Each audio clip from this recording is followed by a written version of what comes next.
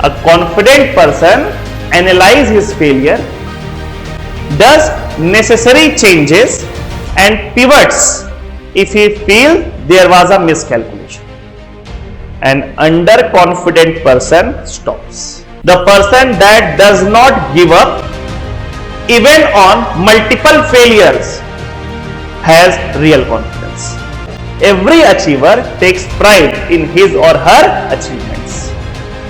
And once you start taking pride in your achievement, you don't need an external motivation to keep going.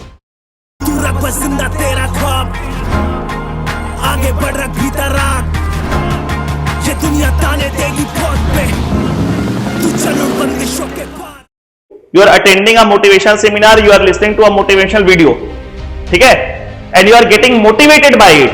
So that motivation is basically you have borrowed that motivation from someone else.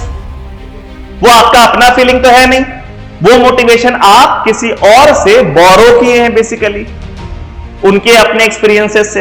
And if you borrow motivation from someone else, वो थोड़ा short lived होता है. कैसा short lived होता है कि upon Fehling वो motivation जो है वो आपका साथ सबसे पहले छोड़ देगा. आत्मविश्वास का मतलब क्या होता है? जो आपके इनर सेल्फ से आए वो. तो इनर सेल्फ से कोई भी चीज तब आता है जब वो आपके एक्सपीरियंस से जुड़ा हुआ होता है. When it is associated with your experience, then comes the point of confidence, and that is real confidence. A confident person analyzes his failure, does necessary changes and pivots if he feels there was a miscalculation. An underconfident person stops. So if I am talking about confidence, why IIT? It gives you confidence. ठीक है? What type of confidence? Real confidence, not a fake confidence. What is a real confidence? The person that does not give up even on multiple failures has real confidence. And the person who gives up after certain number of failures has fake confidence. So this tag, that qualification of that examination gives you what? Gives you real confidence. I am talking about that confidence. Have you heard the word nepotism? Nepotism का मतलब क्या होता है? कि जो celebrities होते हैं वो अपने बच्चों को, जिनको हम लोग स्टार किड्स बोलते हैं और in common terms nepo kids भी बोलते हैं, उनको इंडस्ट्री में जल्दी ब्रेक मिलता है और ज्यादा अपॉर्चुनिटीज मिलता है.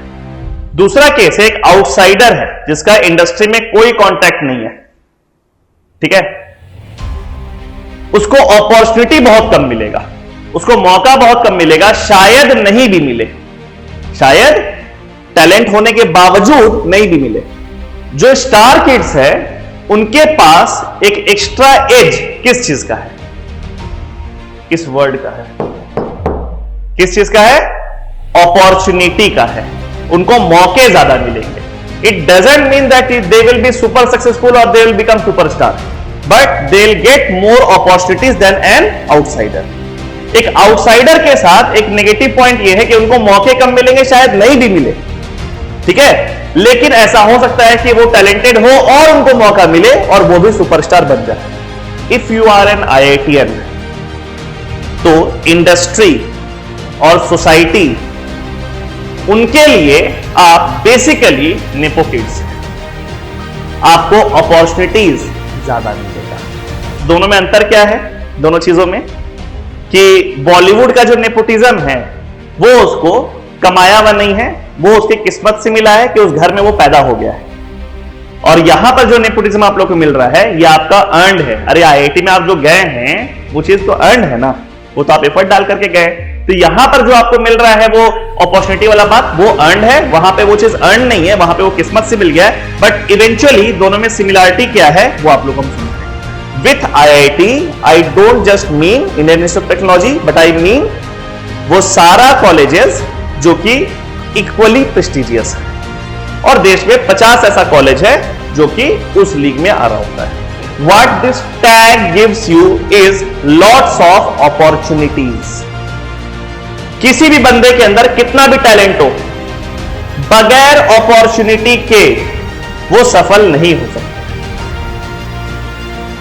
इंडिया में अगर कोई बहुत अच्छा बेसबॉल प्लेयर है, बहुत ही अच्छा baseball player, exceptional baseball player, तो क्या वो यहां पर सक्सेसफुल हो सकता है? क्यों? क्योंकि हम लोग के देश में बेसबॉल के लिए अपॉर्चुनिटी नहीं है। Talent without opportunity has no meaning. If you are an IITian, that tag doesn't ensure sure shot success, but it will ensure opportunity in your life. If you are a non-IITian, it doesn't mean कि आप पक्का unsuccessful होंगे, but एक बात तो पक्का है, the number of opportunities that you will be getting will be less, may be very very less.